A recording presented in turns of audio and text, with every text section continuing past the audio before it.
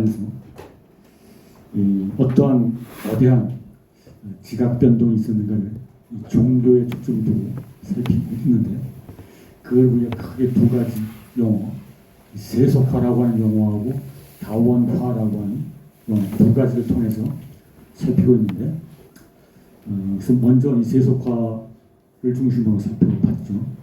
먼저 중세 기독교 왕국, 로마 가톨릭 교회가 전 사회를 정일적으로 지배하던 시대에서 그 교회의 영향력이 점차 약화되어 나가는, 한마디로 종교에서 벗어난 세속 문화로서의 정치, 경제, 법, 예술, 교육 등등의 영역이 독자적인 세력을 형성하면서 둔가해가는 과정이다, 이렇게 우리가 봤고요. 그 다음에 다원화라고 하는 것은 중세 기독교 왕국 자체가 방금 전에 얘기했던 대로 가톨릭 단일 체제, 정말 진정한 의미에서의 종교는 단 하나만 존재한다. 그것은 바로 교황청을 중심으로 하는 로마 가톨릭 교회. 그 이외의 것들은 종교가 아니거나 뭐 이단이거나 또는 이교도 뭐 이런 식으로 해서 그 존재 이유 자체를 인정하지 않았던, 한마디로 단일 종교 체제가 또 종교 개혁을 분수령으로 해서 무너지는, 그래서 단일 종교 체제가 이제 다원 종교 체제로 넘어가게 되는, 하나의 종교만이 아니라 여러 종교가 공존하게 되는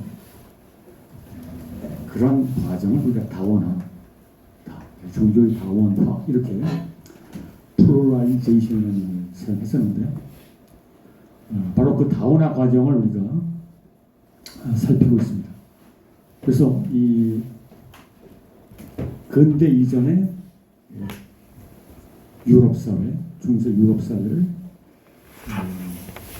나타냈던 그 용어가 바로 extraculationem universalis, 교회 밖에는 구원이 없다. 가톨릭 교회 안에서만 진리와 구원이 존재한다라고 하는 이런 슬로건이 바로 중세 사회의 어떤 기본적인 입장이었고, 구체적으로는 이제 세븐 세크라멘트라고 하는 7가지 성스러운 의식을 통해서 중세 유럽인들을 신학적으로는 그들에게 은총, 하나님의 은총을 이 성사를 통해서 제공해 주지만, 우리 한 발 떨어져서 보면 중세 가톨릭 교회가 중세인들을 컨트롤하는 이런 식의 또 장치로 작동했던 것이 바로 7가지 성사다. 근데 지금도 물론 가톨릭 교회, 오늘날 한국 천주교도 7가지 성사가 존재하고 있죠. 그래서 그 밑에 있는 그림까지 얘기했었고, 근데 그 오후에 오른쪽 위에 있는 그림을 설명 안 했었는데, extraculationem universalus라는 그 용어가 써 있고, 그림을 가만히 보면 어떤 양치기가 하나 있고 양들이 있고 울타리가 있습니다. 이거 딱 보는 순간 여러분들은 대충 강의 내용을 파악했으면 대략 이해가 갈 수 있을 텐데, 자세히 보면 울타리 안에 있는 양들과 울타리 바깥에 있는 양으로 구별되어 있죠. 그 울타리 안에 있는 양들은 그 양치기를 향해서 다 바라보고 있죠. 그 양치기가 누굽니까? 딱 보면 당연히 이건 뭐 그리스도교, 그러니까 예수 그리스도가 어린 양들을 돌보고 있는, 그들이 길을 잃지 않도록 잘 인도하는 일종의 구세주가 되는 거죠. 그리고 그 뒤에 저 왼쪽 위쪽에 보면 어떤 건물이 하나 있지 않습니까? 그 건물은 뭘 상징할 것 같습니까? 딱 보면. 지금 여러분들이 교황이 어디 살고 있는지, 지금 현재 어디에 거주하고 있는지, 이탈리아 로마, 이건 바티칸이라고 있지 않습니까? 바티칸이 교황청 있잖아요. 이게 바로 교황청 건물을 상징하는 거죠. 가톨릭 교회 중심을 상징하는 이런 건물입니다. 그래서 가톨릭 교회가 예수 그리스도의 후계자 또는 대리자로서 교황이 이런 양들로 비유되는 일반 민중들을 이렇게 다스리고 있는 것이고, 근데 울타리 바깥에 가만히 보면 이 양들이 예수에서 떠나서 방황하고 있는, 방향 자체가 예수 쪽 향하고 있는 게 아니라 반대 방향으로 향하고 있죠. 그리고 가만히 보면 그 그림이 이게 흑백으로 되어 있습니다만 울타리 안쪽에 날씨하고 울타리 바깥쪽에 이 날씨가 굉장히 다르지 않습니까? 안쪽은 어때요? 따스한 햇빛이 햇살이 내리치입니다. 평온한 이런 곳이라면 울타리 바깥은 어때요? 먹구름이 있는, 언제 폭풍이 칠지 모르는 어둠 내세계 속에서 방황하고 있는 기대는 양들. 바로 이 그림을 제시하면서 교회를 떠나서 방황하고 있는 불쌍한 영혼들아, 빨리 하루빨리 다시 구원과 진리가 있는 가톨릭 교회로 돌아오라. 엑스트라 에클레시아 놀라스라스. 교회 밖에는 구원이 없습니다. 구원받을 일로 돌아오라 라고 하는 이런 그림이 존재하는 것이죠. 예, 그래서 어떻든 이런 식으로 이제 중세 유럽 사회를 봤는데, 이와 관련해서 거기 보면 또 몇 가지 용어를 한번 잠깐 살펴보도록 하겠습니다. 그 이단이라는 용어가 나오고 있는데, 영어로는 헤레스라고 하는 용어 또는 헤레틱이라고 하는 말로 부르는데 같은 단어이죠. 헤레틱 그러면 이거는 형용사처럼 보일 수 있지만 사실 명사로 사용되고 있고, 형용사는 헤레티칼 이렇게 보통 영어로 표기하고 있습니다. 어떻든 우리말로는 이제 보통 이단으로 이야기하는데, 그 밑에 이교하고 이단하고 좀 차이가 있죠. 이단이라고 하는 것은 어디까지나 그리스도 교회 내부의 범주다, 이렇게 얘기했습니다. 이단의 반대 범주가 뭐가 있어요? 반대말. 보통 정통이라는 말 사용하지 않습니까? 카톨릭 교회가 정통 교회가 되는데 진리를 갖고 있고, 근데 카톨릭 교회의 교리에 도전하거나 비판하거나 그와는 다른 교리를 내세우면서 등장했을 경우 카톨릭 쪽에서는 그들을 이단으로 정죄하는 것이죠. 그래서 거기 나와 있는 말대로 카톨릭 교회 교리나 교권에 대한 도전, 그러면서 독자적인 어떤 교회를 만들어 나가는 이런 집단을 카톨릭 교회 입장에서 이단으로 규정을 한 것이고, 이것은 지금도 우리가 한국 그리스도교에서 정통과 이단 논쟁이 끊임없이 벌어지고 있죠. 누가 정통이고 누가 이단이고 이런 논쟁이 지금도 현재 진행형으로 벌어지고 있습니다만, 중세 소유럽 세계 같은 경우는 뭐 가톨릭이 워낙 막강한 파워를 갖고 있었기 때문에 이때 이단으로 몰린 집단들은 소스파로서 가혹한 탄압을 받게 되는 것이죠.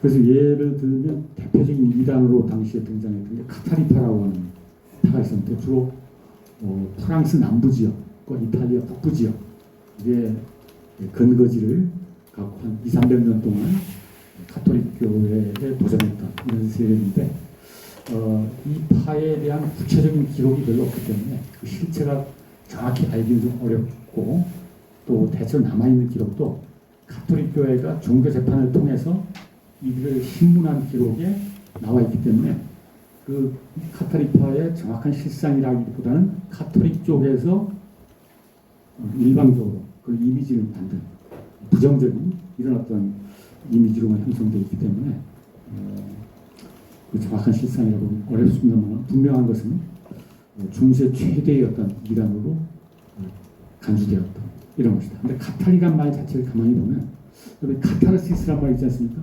왜 카타르시스? 카타르시스가 무슨 말이야? 카타르시스? 난 뭘 봤더니 카타르시스를 느꼈어? 뭔가 정화된다, 이런 거 아닙니까? 그래서 이 카타르라고 하는 말 자체가 순수하다, 깨끗하다, 이런 식의 어떤 뜻을 갖고 자신들이야말로 가톨릭 교회는 부패하고 타락했는데 우리는 순수한 가르침 또는 순수한 어떤 교회를 지향한다, 이런 식의 어떤 의미를 자신 내포하고 있는 이런 용어입니다. 그리고 실제로 이 사람들은 상당히 금욕주의적인, 당시 가톨릭 교회가 많은 재산과 토지 이런 걸 갖고 있다 보니까 권력이 비대해지고 하면서 그렇게 되면 항상 뭡니까?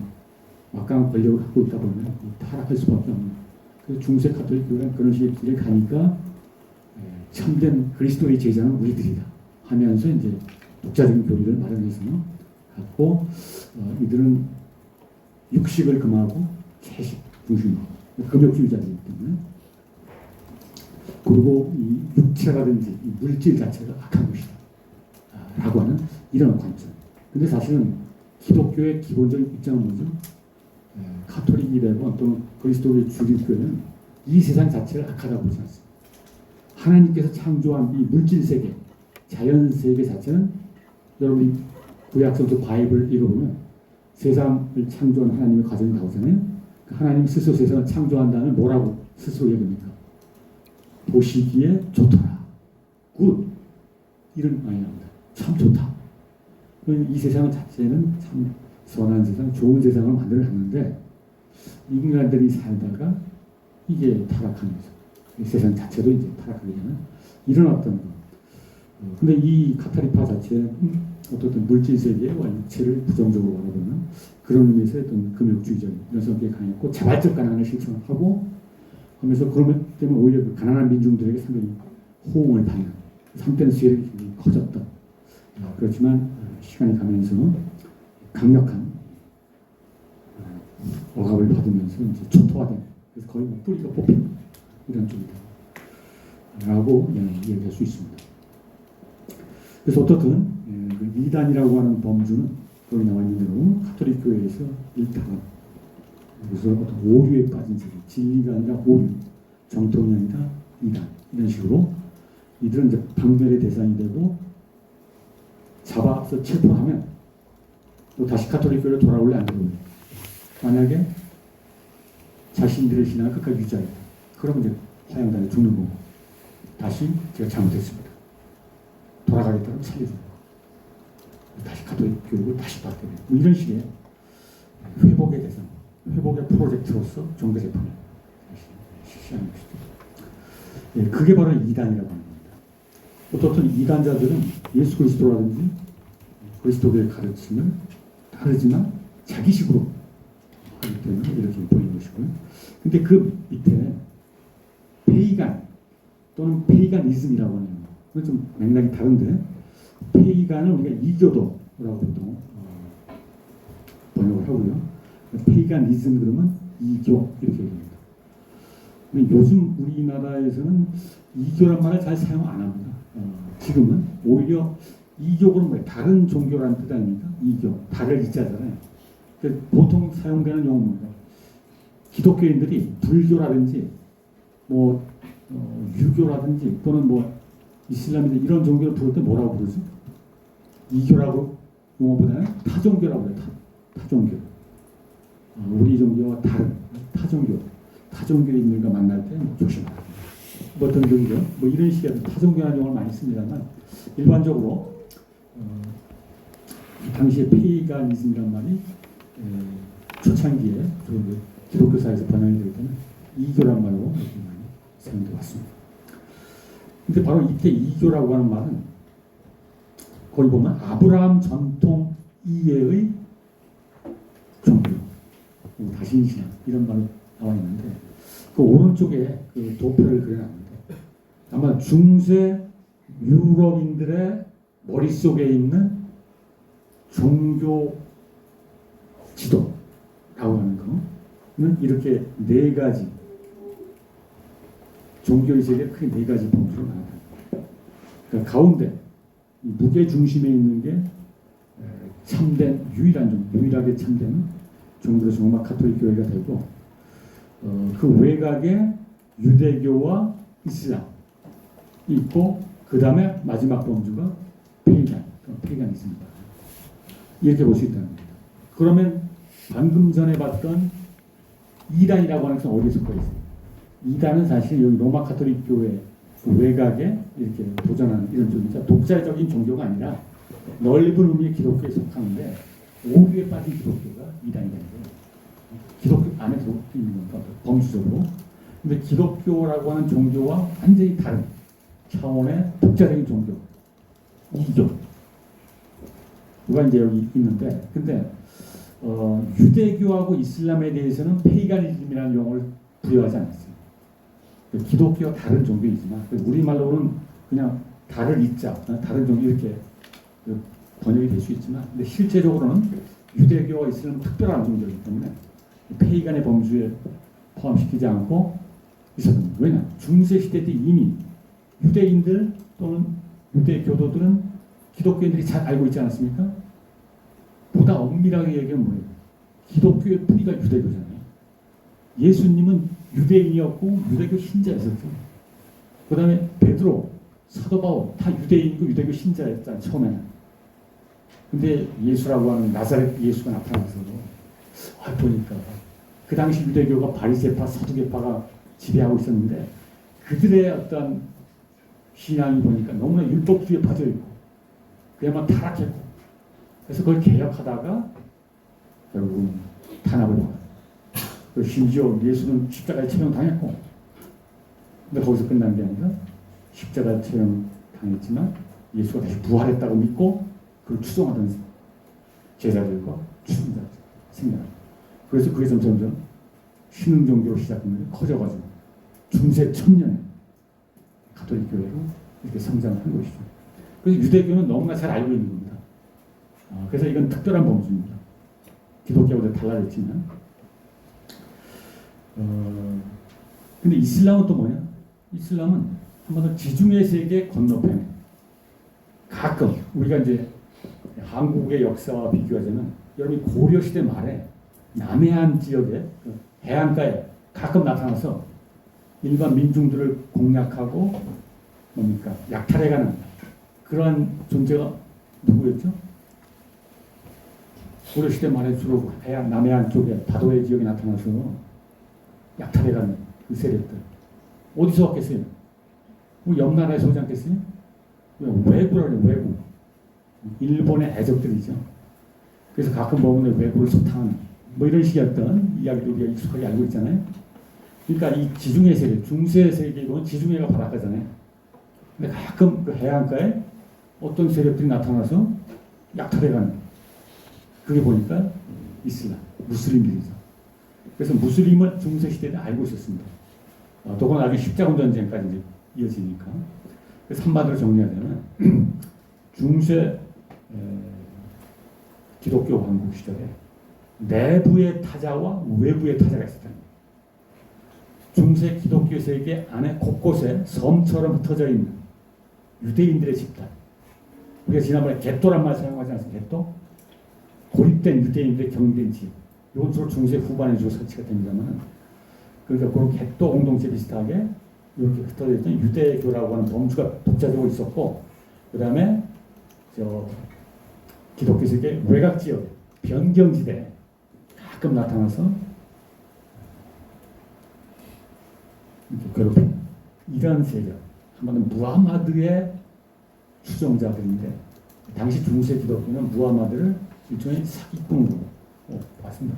그래서 사기꾼의 후예들 이런 식으로 또 낙인 찍어가지고 타자화시키는, 그러니까 내부의 타자와 외부의 타자로서 유대교와 기독교, 오늘날 우리가 이제 자리에서 유일신 종교인데, 그거는 알라 하나님만의 숭배하고 야훼 하나님만의 숭배하기 때문에 같은 유일신 전통에 속하지만 잘못된 유일신 신앙으로 이제 보는 거죠. 그래서 그렇게 두 개의 범주는 별도로 하고, 그 나머지 이교라고 하는 범주는 유대교와 이슬람이 아닌 그 이의 모든 것. 그러니까 중세 때도 가끔 보면 여러분들이 그 마르코 폴로 동방 전문록이라고 하는 거 알고 있지 않습니까? 이탈리아의 상인이었던 마르코 폴로가 동양 쪽으로 여행해서 기록해 놓은 거, 그런 책들이 그 당시 중세 때도 나오고 했거든요. 거기 보면 저기 먼 차이나 이 중국이라고 하는 곳에 갔었고, 또 나중에 보면 또 그와 비슷한 여행인들의 인도라고 하는 지역에 거기 어떤 풍습이라든지 그 사람들이 어떤 삶의 모습 기록해 놨어요.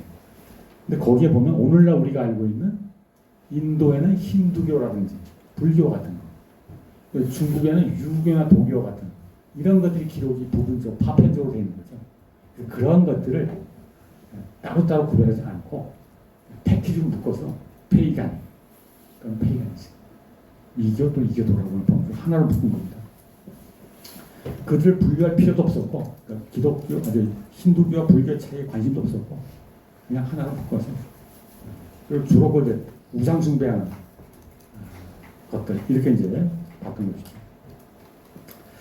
그런 식으로 이제 저 아시아 쪽 그런 쪽 이주의 범주에 속하고 또 유럽 내부적으로 보면 기독교화 되기 이전에 유럽의 토착 신앙들이 있었죠.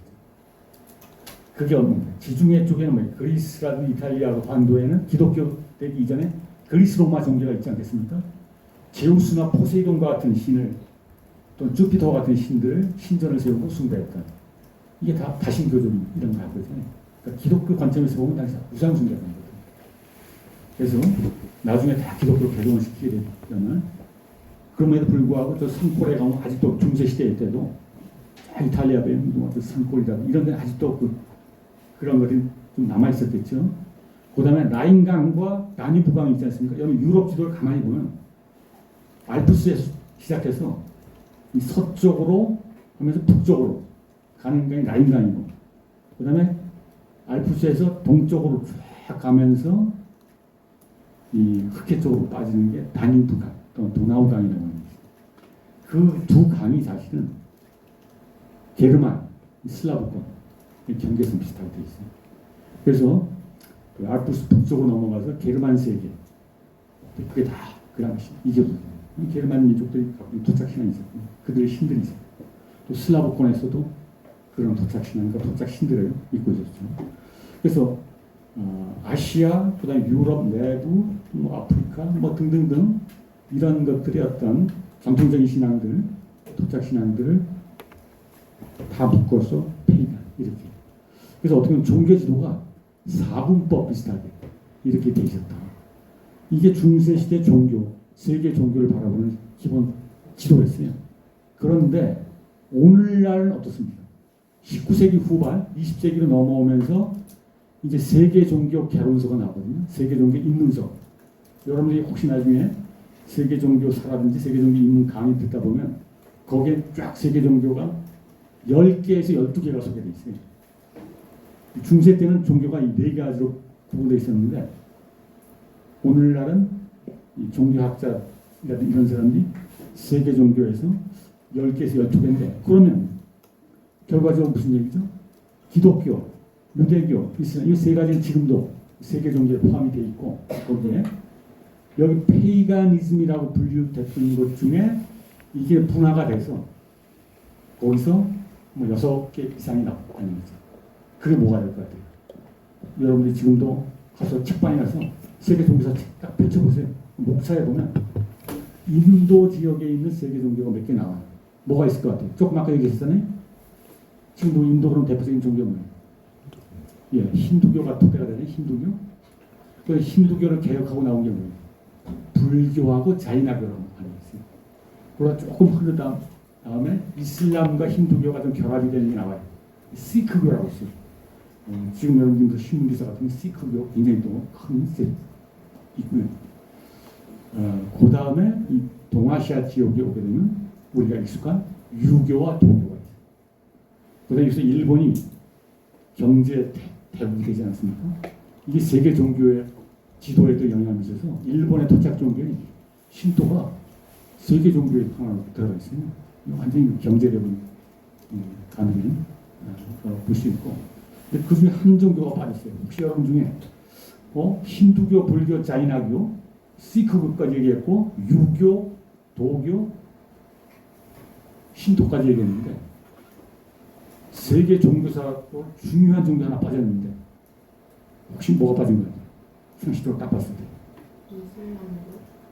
이슬람 여기 들어가 있잖아요. 도표 이미 들어가 있는 거고 불교 조금 아까 얘기했잖아요. 힌두교, 불교, 자이나교, 인도에 있는 거 사실은 우리 여러분 중에 세계적인 지휘자 중에 지금은 아주 살아있는 나이가 많은 사람 주빌 메타라는 사람 혹시 뭐예요? 주빌 메타? 뭐 들어봤습니까? 여기 음대 다니는 학생도 있는 것 같은데 주빌 메타라고 세계적인 지휘자 이것도 음악 감독이기도 한데 지금 나이가 90 가까이 되는 것 같아요. 근데 이 사람이 바로 그 종교 신자인데 이 종교의 뿌리는 지금의 이란 지역 그러니까 페르시아에서 기원했고, 근데 지금 이란의 종교가 뭐죠? 국가 종교가 거의 가까운 이란. 이슬람이즘. 그래서 이슬람이 등장해서 그 종교는 완전히 초토화됐어요. 엄청난 탄압을 받았습니다. 그래서 그 남아있는 사람들이 인도 쪽으로 피난왔어요. 그래서 인더스강 근처에 잔류하고 있는 그 사람들이 있어요. 그 사람들은 그래서 파르시라고 그러는데 파르시라는 게 페르시아를 파르시 발음해서 파르시 교다라고 그러는데 다른 말로 하면 쪼로아스터로. 여러분 쪼로아스터라고 들어봤죠? 심지어 니체가 짜라투스트라는 이렇게 말했다. 그 짜라투스트라가 바로 쪼로아스터를 핑계한 것이죠.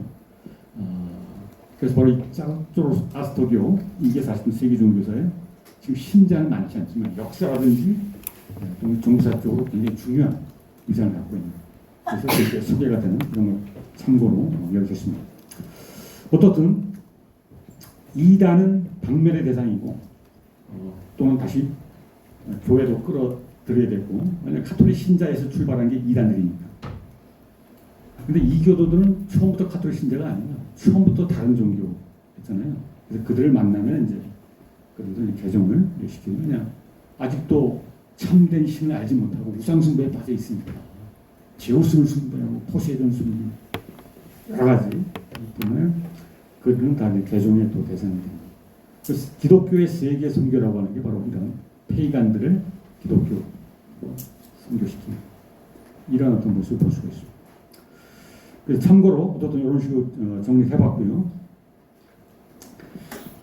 지금 우리가 이 다원화 이전에 중세 유럽 사회를 살피고 있는데 특히 서유럽 사회를 살피고 있는데 교회밖에는 구원이 없다라고 하는 이런 어떤 그 슬로건 하에서 그거를 좀 더 명확하게 하기 위해서 제도적인 장치로서 나와 있는 게 여러분도 잘 알고 있는 종교재판이라고 하는 인퀴지션이라고 하는 이 종교재판 제도가 사실은 이단을 박멸하기 위한 장치로서 등장한 거죠. 아까 말한 카타리파가 등장하고 그러니까 이거 그냥 방치했다면 큰일 나겠다.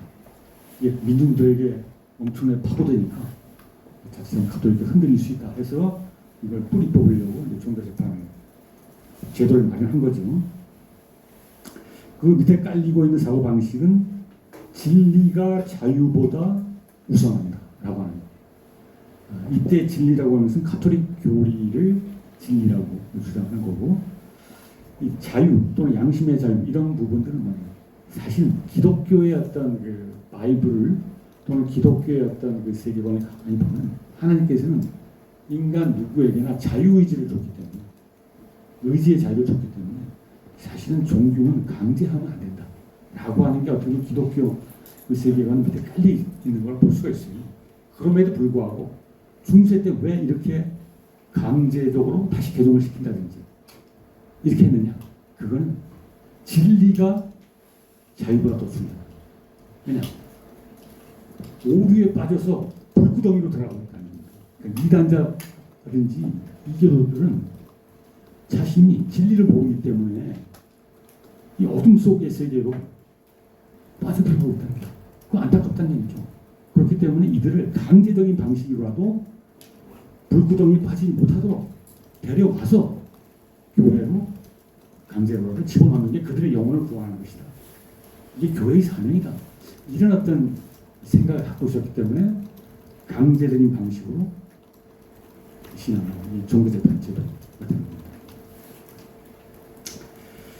한마디로 오류는 존재할 권리가 없다 라고 하는 이런 사고방식이 밑에 깔려있는 거죠. 그 심지어는 이건 이제 고문이라든지 이런 것들까지 정당화시키는 자백을 하는 겁니다. 특히 스페인의 종교재판이 가장 가혹한 것이 이런 책들 제목이 나오고 있습니다. 이와 관련해서 한 두 가지 용어 정도를 본체는 적어봤는데 크립토주와 크립토 크리스찬이라는 겁니다. 이게 바로 이제 중세 시대 중세 사실 근대로 넘어가는 중세 말쯤에 등장하는 것인데 여기서 크립토주라고 하는 크립토란 말 자체가 뜻이 뭡니까? 숨어있는 그래서 비밀, 시크릿 주라고 얘기하는데 숨어있는 유대인들 주는 유대인도 되고 유대교도 되고 이 당시는 뭐 거의 100% 유대인들이 다 유대교도니까 그런 식의 어떤 용어가 되는데 이게 갑자기 왜 이런 용어가 등장하느냐? 요걸 보기 위해서는 여러분들이 세계사 시간에 보면 1492년 그러면 떠오르는 게 뭐죠? 1492년 그 맨 왼쪽에 나왔어요. 네? 1492년 떠오르잖아요. 중요한 사건. 누가 뭐라 그런 것 같은데? 예, 그렇죠. 콜럼버스가 떠오르죠. 1492년. 그럼 여러분의 상식 하나 더 물어보겠습니다. 한국사와 관련해서. 그보다 딱 정확히 100년 뒤 1592년 어떤 한국에 있었죠? 임진왜란. 임진왜란. 그 기억하십니다. 예, 서울대생이 맞는 것 같습니다. 이 1492년 콜럼버스가 대서양을 횡단해서 보통 우리가 서인도 제도라고 부르는 지금은 쿠바 근처에 상륙해서 처음으로 새로운 세계가 발견이 됐다. 유럽적 관점이죠. 그래서 그렇게 우리가 세계사 시간에 배웠습니다. 콜럼버스가 또. 그런데 그러면서 그야말로 대항해 시대가 시작이 되면서 세계사가 이제 엄청난 변화가 되는 겁니다. 지중해 세계에 머물러 있던 유럽이 대서양을 건넜기 때문에 그게 나중에 제국주의로 가는 거예요. 근데 당시에 1492년에 유럽 내부에서는 어떤 일이 벌어집니다. 이 콜럼버스는 바깥으로 떠나간 거고 같은 해에 이베리아 반도. 콜럼버스는 어디서 출발했겠어요? 대서양 떠날 때 어디에 출발했겠습니까? 원래 콜럼버스는 이탈리아 출신이에요. 굉장히 모험가. 그래서 뭔가 새로운 세계에 대한 일이 있었죠.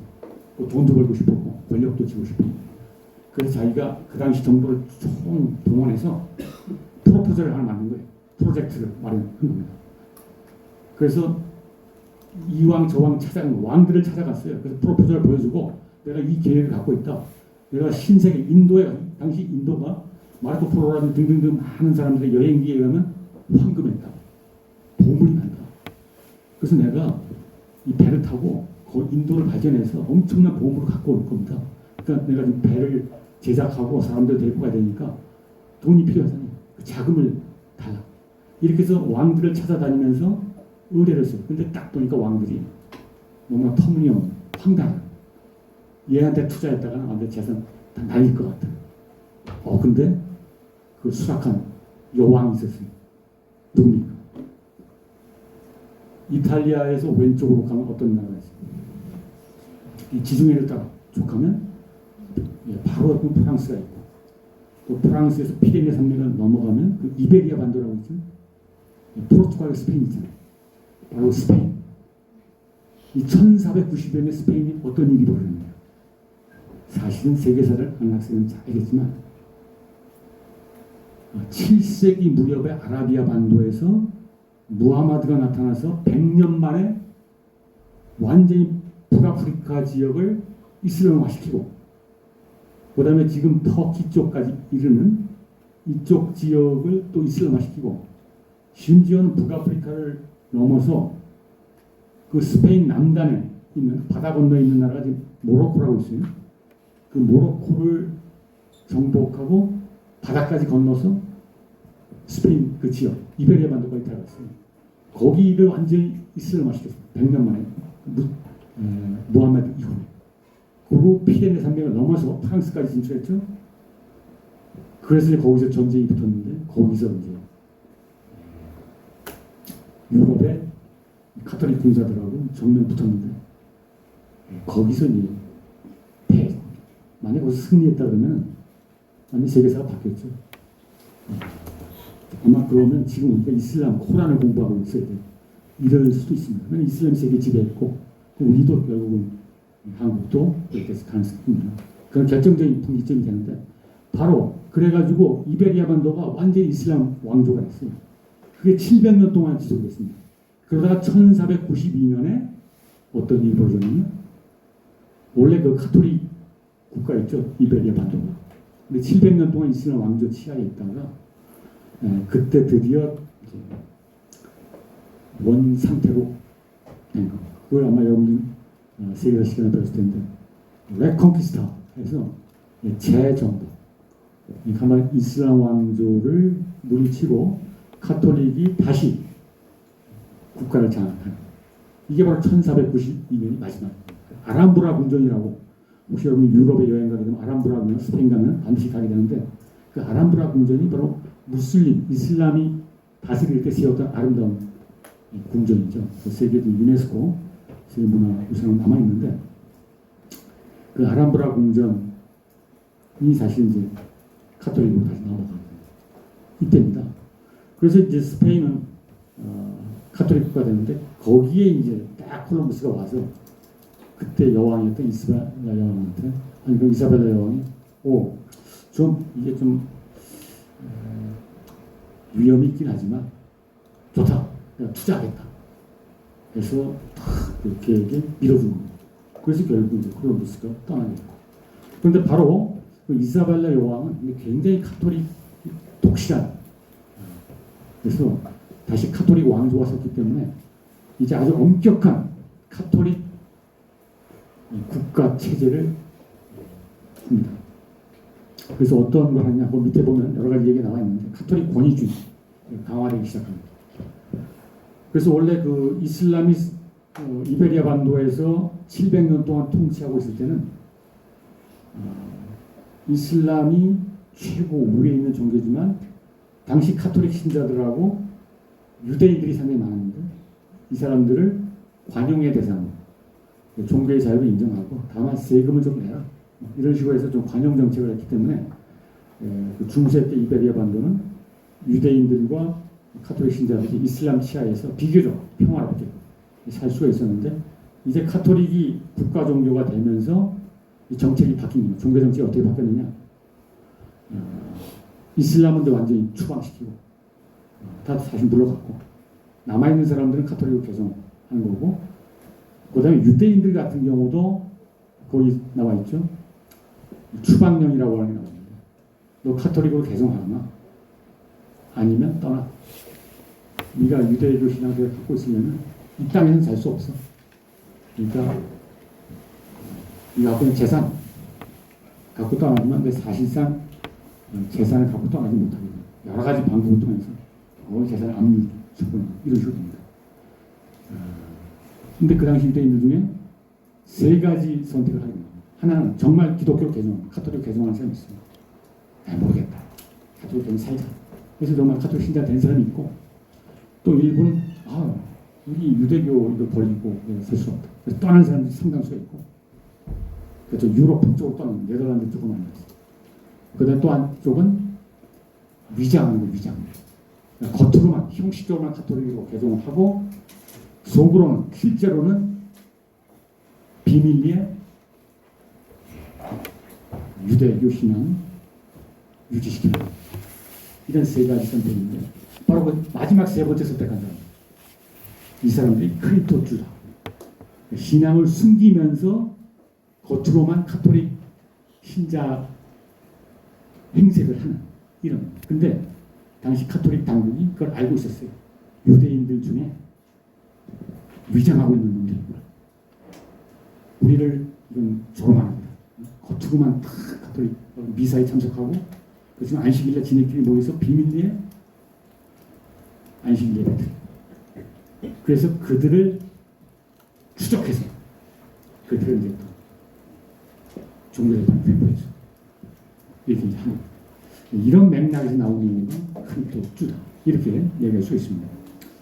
근데 바로 이러한 정책이 사실 스페인이 드디어 이제 초창기에 번성하다가 빠른 시간 내에 몰락하는 주된 요인 중에 하나가 유태인 추방입니다. 왜냐?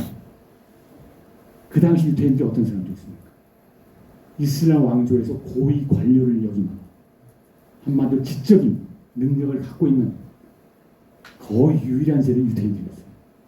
지식도 풍부하고 여러 기술도 풍부하고, 그 무슬림 왕조 치하에서 정말 그 왕조의 근간이 되는 핵심적인 부분을 담당했던 사람인데, 이러한 정말 실력 있는 유능한 유대인들 다 추방시켜버렸기 때문에 그들이 어디로 갔죠? 네덜란드로 엄청 나갔어요. 그래서 그 다음에 네덜란드가 전 세계 강국으로 떠오르는 게 유대인들을 받아들였기 때문에 이렇게 되는 거예요. 네, 그런 부분이 있습니다. 어떻든 이때 그 비밀리에 숨어서 유대교 신앙을 지켰던 사람들은 그게 뭐예요? 코시아. 우리가 지난 시간에 봤었죠? 이 코시아라고 이 당시만 하더라도 유대교는 전통적인 유대교이기 때문에 아무 음식이나 먹는 게 아니라 코시아이다. 정결한 음식을 먹는다. 근데 그 중에 우리가 전 시간에 얘기 안 했습니다. 얘기했었죠. 그 네 발 달린 짐승 중에 첫 번째로 탈락했던 게 뭐였어요? 어떤 짐승이 있을 때? 돼지. 돼지는 되새기면 안 하잖아요. 유대인은 돼지고기 안 먹는 건데, 그런 것부터 시작해서 또 안식일, 일요일, 토요일마다 지키고, 그 다음에 또 6월절이라든지 뭐 등등등 그런 절기를 지키면서 비밀리에 이렇게 하는 겁니다. 이 부분이 바로 오른쪽에 나와 있는 영화 포스터가 있죠. 혹시 이 영화 보는 학생들 볼 텐데 이게 바로 스페인 종교재판, 특히 유태인이 등장하는 장면입니다. 첫 장면에 보면 여기 지금 오른쪽에 나와 있는 그 여배우, 유명한 여배우 아닙니까? 누구죠? 하버드 심리학과를 졸업한 수재입니다. 근데 유태인이 실제 이스라엘에서 태어났어요. 근데 나탈리 포트만이라고 하는 여배우죠. 또 아카데미 여우 주연상까지 했던 유명한 배우인데 이게 주인공입니다. 근데 여기서 유태인을 출연하는데 첫 장면에 보면 자기 오빠들하고 어떤 음식점에 가요. 그 음식점에 메뉴가 나오는데 거기 돼지고기가 나와요. 근데 딱 나오니까 갑자기 코를 막으면서 일종의 타라고 이렇게 얘기하는 거예요. 자기 싫다. 그 순간 딱 숨어있던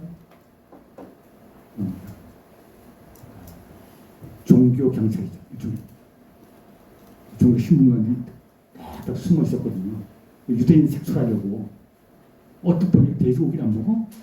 스페인 사람은 돼지고기 안 먹는 걸 좋아합니다. 유대인. 겉으로만 카톨릭 신자 행세하는 유대인 잡아서 좀 체포해서 고문하고 이런 식으로 이제 영화가 진행 장면이 있습니다. 근데 영화 제목이 뭐예요? 고야의 유령? 고야가 누굽니까?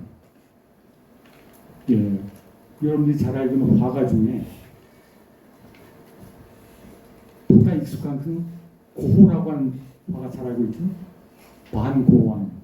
또 고호하고 친구이면서 프랑스 출신인데 타히티 여성들하고 교류했던 누구죠? 고갱. 그래서 저는 이 고야라고 하는 인물 딱 떠올리면 고호하고 고갱이 먼저 떠올려요. 그 둘은 동시대 인물입니다. 하나 네덜란드 프랑스가.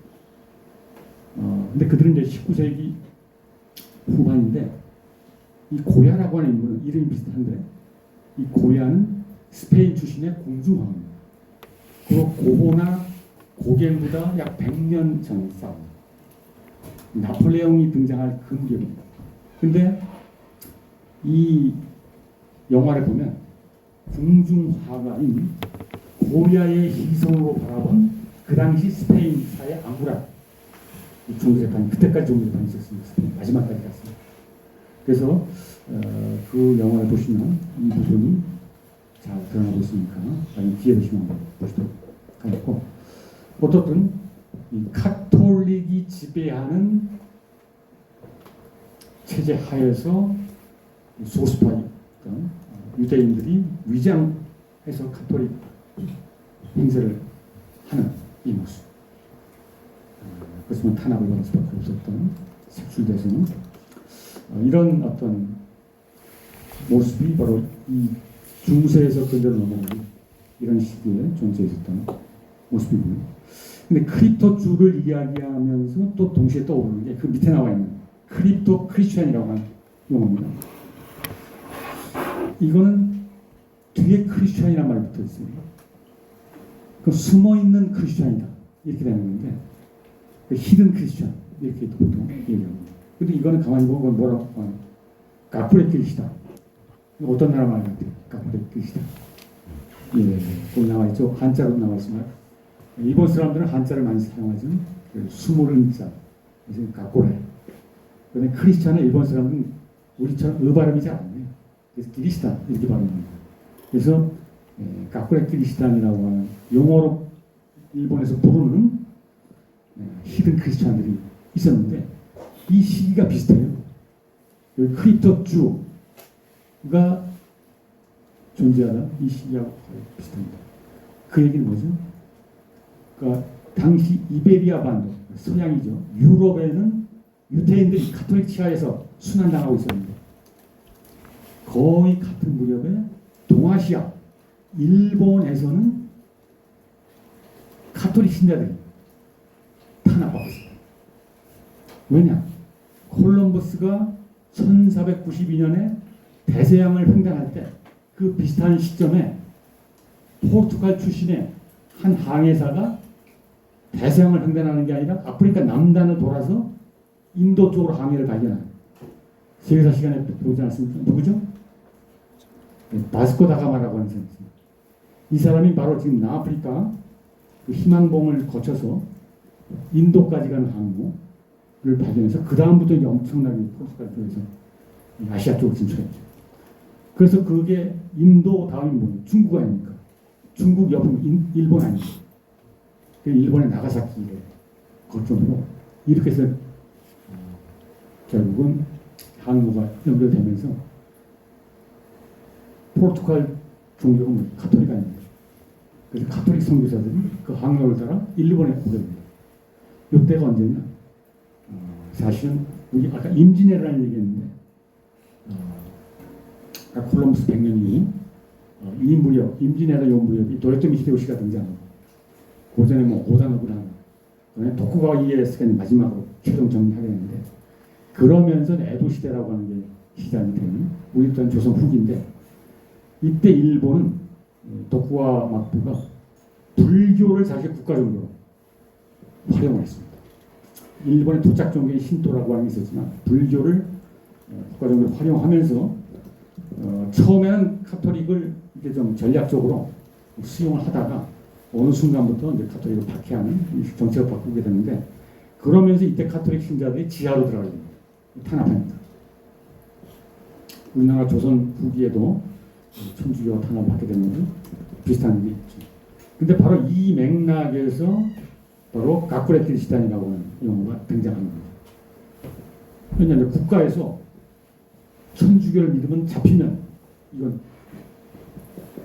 개종을 하거나 죽거나 둘 중에 하나가 됩니다.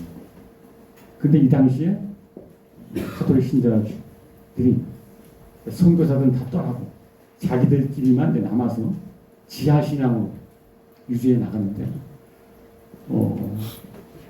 그 맥락에서 그 오른쪽에 조각상들이 등장하게 됩니다.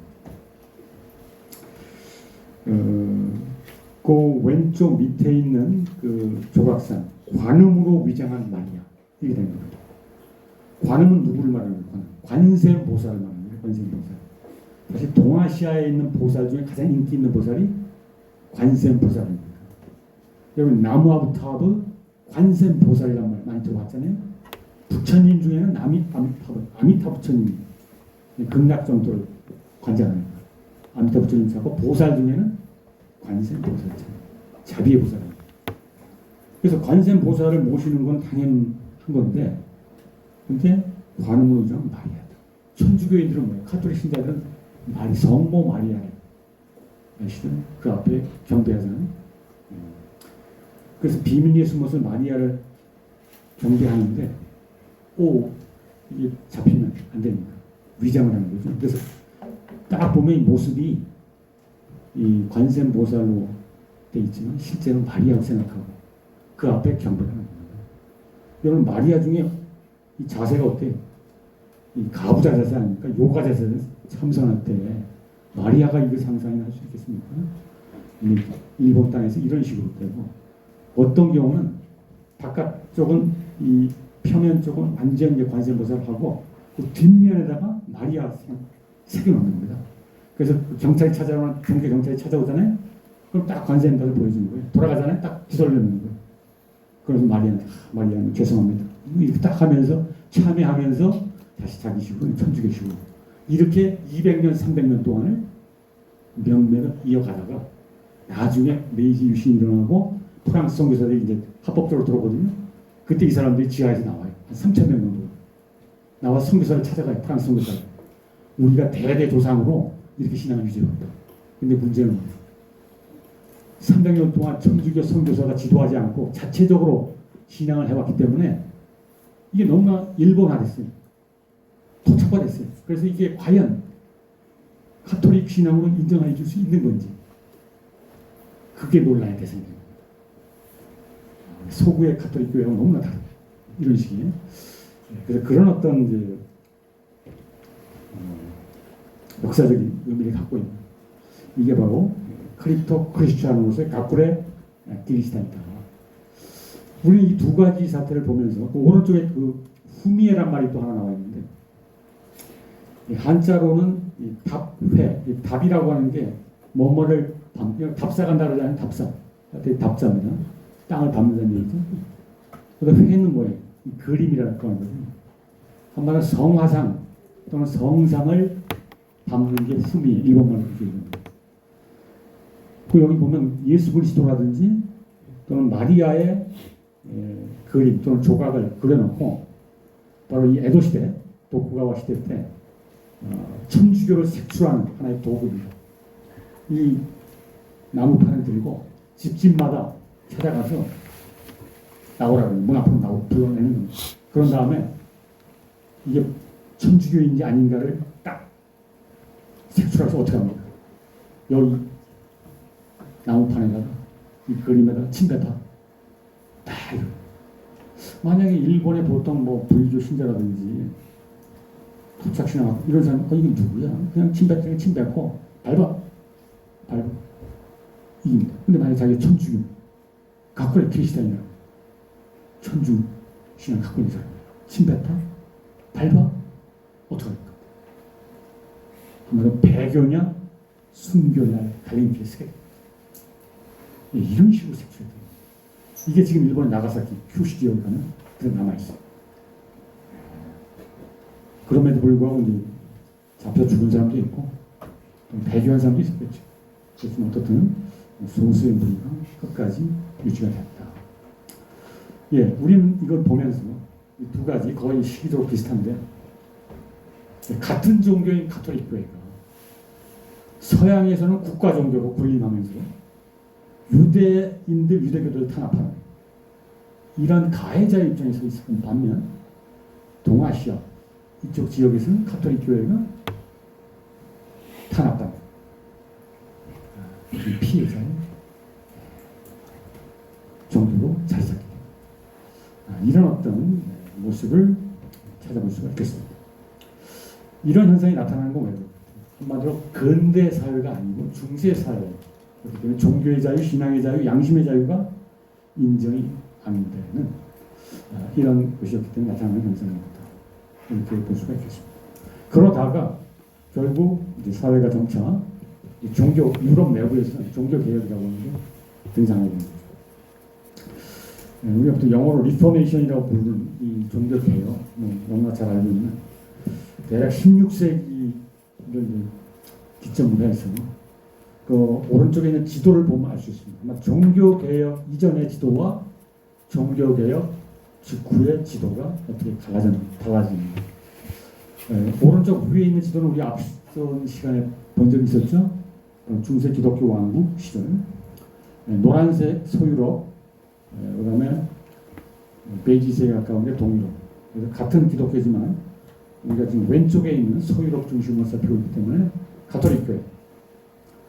그러니까 완전히 지배하다가 종교개혁 이후에 그 카톨릭 세계 자체가 어떻게 됐습니까? 분해가 된 거죠. 그러니까 단일 종교 체제에서 이제 핵분열을 해서 다원화. 그렇지만 이때 이 다원화라는 게 종교의 다원화라기보다는 기독교의 다원화. 기독교 내부에서 분열이 이렇게 얘기할 수 있겠죠. 그래서 거기 색깔별로 나와 있습니다.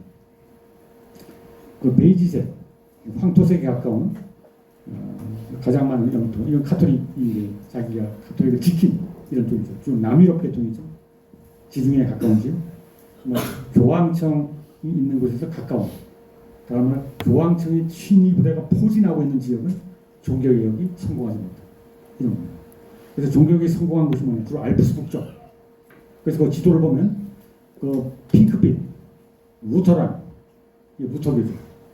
루터가 다시 종교개혁 최초로 일으켰기 때문에 독일 지역을 중심으로 해서 전 사방으로 퍼져나갔는데 주로 북부 쪽으로. 그래서 지금 스칸디나비아 반도, 오늘날 노르웨이, 스웨덴, 핀란드, 덴마크, 북부 유럽. 이건 지금도 여러분들이 유럽을 가잖아요. 루터교가 95%. 물론 이때 루터교 신자들은 오늘날 세속화 이후 시대를 살고 있기 때문에 상당히 노미널 크리스천, 명목적 크리스천의 모습을 갖고 있지만 그럼에도 불구하고 거기 남아있는 교회라든지 여러 가지 그 전통 문화 이런 거는 루터교의 영향이 강하게 남아있는 이런 모습을 볼 수가 있고요. 그 다음에 그 보라색, 옅은 보라색 뭐라고 되어 있죠? 캘비니스트. 그 루터보다 한 30년 뒤에 등장한 종교개혁자 칼뱅이라고 이야기합니다. 스위스와 프랑스 왔다 갔다 하면서 종교개혁이었죠. 그래서 보면 스위스 쪽이 이제 보라색 그런 남아있죠. 그 다음에 이제 네덜란드, 그 다음에 스코틀랜드 이쪽이 바로 있고 이 캘비니즘이 우리나라에서 뭐라고 보고 있죠? 이 캘빈을 따르는 사람도 우리나라에서 뭡니까? 네? 이게 신학적으로는 캘빈주의인데 교회 조직 방식으로 얘기하면 장로교라고 합니다. 여기 이때 장로교 신자들이 있었죠? 바로 장로교가 캘빈을 루터가 아니라 캘빈의 신앙을 따르는 거예요. 그 스코틀랜드 우리가 지난번에 장로교 신학교 졸업하고 스코틀랜드 에딘버러 신학교에 유학 갔다가 돌아오는 코스가 있다고 얘기했지만 이게 바로 그 코스. 그 다음에 거기 잉글랜드 영국 본토. 그 다음에 프랑스에는 그 점이 빨간 점이 찍혀 있는데 이게 켈빈주의자들인데 프랑스에서는 굉장한 탄압을 받습니다. 그래서 아주 부분적으로 위그노라고 보통 부르는데 장로교에 해당이 되죠. 그래서 군데군데 점박이 형태로 있다. 이렇게 이제 얘기할 수 있겠습니다. 어쨌든 이런 식으로 기독교가 여러 개로 갈렸고 이후에 뭐 계속 세포분열이 이루어져서 지금 한 200개 이상으로 갈려진 겁니다. 그렇지만 메이저, 그 중에서 메이저들이 여기 나와 있는데 초창기되잖아요. 성공회, 루터교, 장로교. 이게 주로 이제 개신교 중에서도 주요 교파다. 디노미네이션이라는 용어가 나오죠. 이 디노미네이션이란 말은 우리가 앞에서 영상자를 분석할 때 그 레바논 기억나십니까? 레바논의 독특한 정치 지형을 지칭하는 용어로서 어떤 용어를 그때 우리가 사용했었죠? 그렇죠. 컨페셔널리즘이라는 용어. 컨페션이라는 용어 그때 우리 한번 사용했었죠. 컨페션.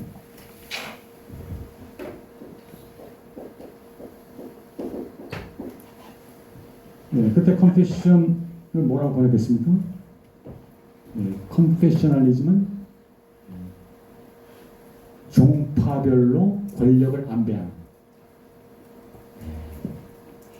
그래서 원래 컨페션은 종파, 같은 신앙을 고백하는 사람들끼리 모인 커뮤니티, 공동체. 그래서 원래 컨페션이 신앙 고백이라는 뜻이지만 그 같은 신앙을 고백하는 사람들끼리 모인 집단, 공동체도 컨페션이라고 하기 때문에 여러분이 사전을 찾으면 첫 번째 뜻은 고백, 신앙 고백의 뜻이지만 두 번째 뜻이 종파라고 하는 그 레바논의 컨페셔널리즘은 종파 안배주의 뭐 이런 식으로 우리가 이야기한 적이 있었죠. 근데 바로 여기서는 디노미네이션이란 말, 교파로 보통 우리나라 말로 번역을 하면 실제 내용적으로 보면 컨페션과 이 디노미네이션이 거의 같은 호환 가능한 용어입니다. 그래서 지금도 루터 교파, 그러니까 루터교가 하나의 디노미네이션. 루터교 신앙 고백이 있거든요. 그 다음에 성공회, 영국에 있는 그 성공회 신앙 고백이 있어요. 그 다음에 장로교, 웨스트민스터 신앙 고백. 하나의 컨페션인데 그게 이제 집단, 다른 말로는 디노미네이션. 이렇게 얘기합니다. 그 다음에 뭐 감리교라든지, 구세군이라든지, 성결교, 침례교, 독자적인 디노미네이션들이 시기를 좀씩 달리하면서 그야말로 이제 우후죽순으로 비가 온 다음에 대나무 죽순이 오라고 그러시 우후죽순으로 종교개혁 이후에 이젠 주인이 없는 겁니다. 각자 성경 보고 자기식으로 성경 해석하면 그거야말로 성경을 이해하는 가장 참된 방식이다. 그러니까 루터식으로 성경을 볼 수 있고 칼빈식으로 볼 수 있고 그림이 나갑니다. 그러면서 교파가 하나 확 생겨나는 겁니다. 근데 초창기에는 카톨릭으로부터 다 이단으로 정죄받았어요. 종교의 초창기에는 교황청에서 루터도 이단이고 칼뱅 이단입니다. 그러니까 어떻게 되겠어요? 다 화형 처해야 되는데 루터가 화형 처해졌습니까? 칼뱅이 화형에 처해졌나요? 아까 카타리파는 다 화형에 처해졌습니다. 근데 루터는 자기 신앙 끝까지 유지했어요. 칼뱅이. 근데 화형에 안 처해졌어요. 왜 그럴까? 이단인데. 그 얘기는 루터와 칼뱅이 활동하던 이 무렵은 교황청의 힘이 약화되기 시작했고, 거꾸로 이야기하면 교황청으로부터 독립하려고 하는 세속군주들, 특히 독일 지역에 여러 소국가들이 있었는데, 봉건체들이고요. 교황청이 내는 세금이 너무나 많죠. 그래서 어떻게 하면 저 교황청의 입김을 안 받을 좋겠는가 했는데 딱 보니까 루터라고 하는 청년이 나타나서 교황청을 공격하고 자기 하고 싶었던 일을 해주는 거예요. 그래서 루터를 서포트하기 시작합니다. 그래서 재력 루터는 그래서 그런 강력한 제후들의 서포트를 받았기 때문에 교황청에서 함부로 건드릴 수 없었어요. 그래서 종교 재판은 회부에 됐었어요. 그래서 처형이 아니라 건드리지 못하고 다른 사람들이 루터를 죽여도 괜찮다. 이 정도 된 겁니다. 그랬을 때 세속군주가 루터를 보호합니다. 그래서 살아났죠. 그래서 이제는 루터교가 등장하고 칼빈주가 등장해서 이른바 이제 종교 전쟁의 시대로 돌입하는 겁니다. 그게 여기 알고 있는 30년 전쟁이라고 하는 것. 전 유럽 사회를 초토화시켰던 1918년 48년까지 30년 전쟁, 그다음에 프랑스에서 위그너 전쟁, 또 영국에서도 비슷한 시기에 청교도 전쟁이라는 비슷한 게 있었고 등등등 전 유럽 사회가 카톨릭이 분화되면서 서로가 정통이다. 그러니까 루터 입장에서 보면 루터교가 정통이 카톨릭 이단이 되는 겁니다. 실제 루터는 교황을 뭐라 그러느냐? 이거는 적그리스도, 그리스도에 대적하는 자, 악마화시킨 겁니다. 그 정도까지 얘기 나올 수 있을 겁니다. 그래서 결과적으로는 싸우다가 이렇게 교통전쟁이 됐다. 이거를 우리가 보통 다교파 상황입니다. 그러니까 단일 종교 체제가 다교파 상황. 그러니까 멀티 디노미네이션 사회로 재편된 게 바로 종교의 이유다. 그래서 그 지도도 밑에 기독교라고 하는 것이 이렇게 강해진 거. 이걸 볼 수가 있고요. 이런 어떤 그 다교파 상황으로 가는 겁니다. 종교 전쟁 이후에 톨레란스라고 하는 프랑스 말로 톨레란스 지금도 많이 사용하고 있죠. 이게 부각되기 시작합니다. 왜냐?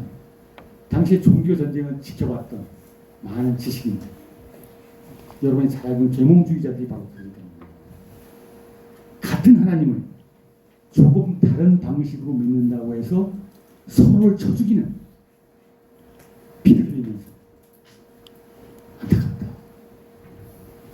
우리가 사실 같은 하나님을 믿느냐, 카톨릭식으로 믿느냐, 루터식으로 믿느냐, 칼뱅식으로 믿느냐에 따라 서로를 용납하지 못하고 서로를 쳐 죽이는.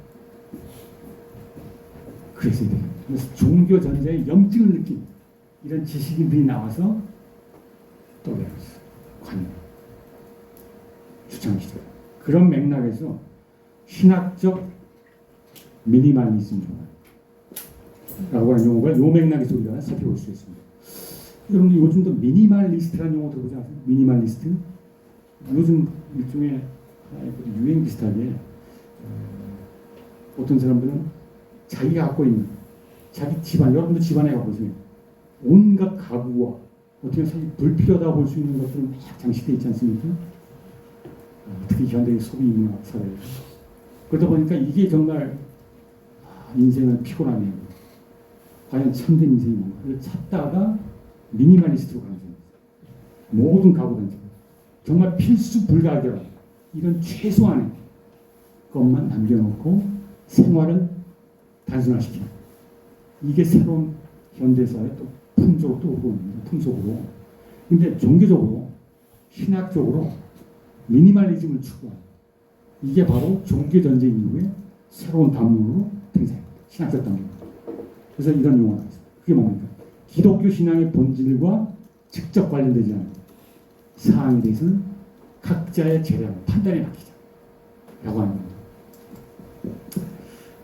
이게 넓은 의 종교의 자유도 여기에 해당이 되는데 그러면서 디아포라와 아디아포라는 용어가 등장합니다.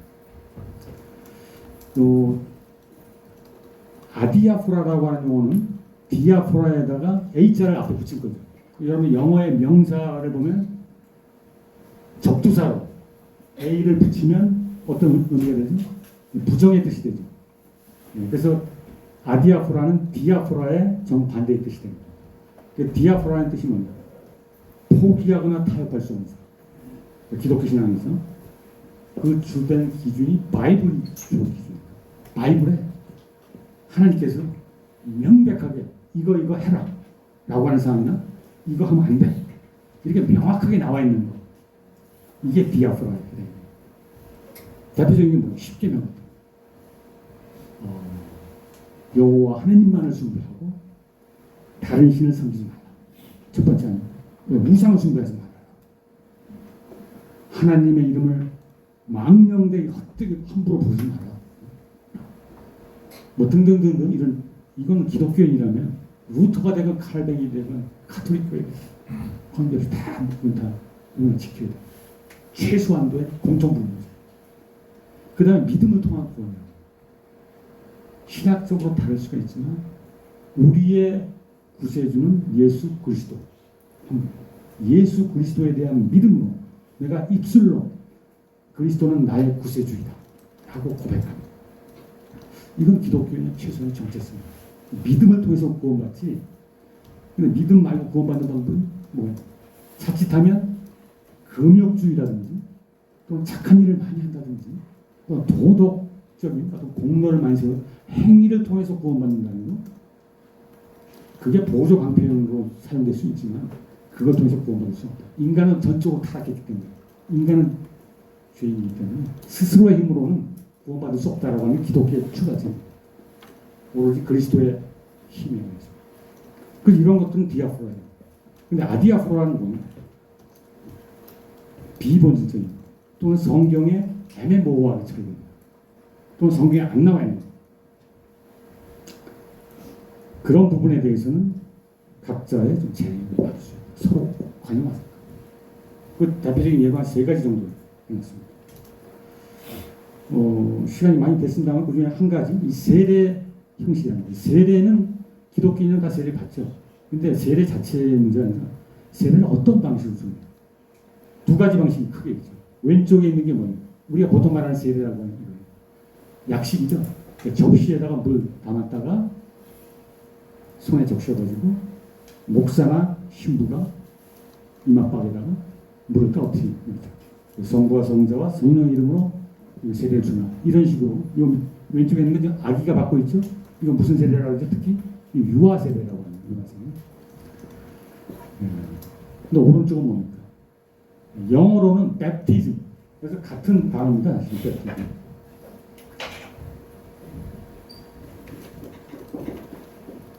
이거 우리나라 말로 세례로 번역하기도 하고 침례로 번역하기도 합니다. 침례교는 침례를 좀 강조한다는 이런 차이가 있습니다. 어떻든 이 두 가지가 더 논란이 사실 처음에 많이 있었어요. 어떤 게 정말 성경에 맞는 거냐? 예수님도 세례 받은 거 여러분 알고 있죠? 예수님이 누구한테 세례 받았죠? 성경에 보면 세례 요한이라고 나와 있습니다. 사실은 세례 요한과 예수는 바이블에 보면 사촌지간 나와 있습니다. 그리고 세례 요한이 먼저 운동을 시작합니다. 그런데 나중에 경쟁 관계였다. 이렇게 또 성서 비평학자들 보고 있어요. 그러니까 세례 요한 공동체가 있었고 예수 공동체가 있었는데 예수가 사실은 세례 요한 공동체를 접수한 것이다. 이렇게 된 학자들 사이에 여러 가지 학문적으로는 다양한 논의가 있습니다.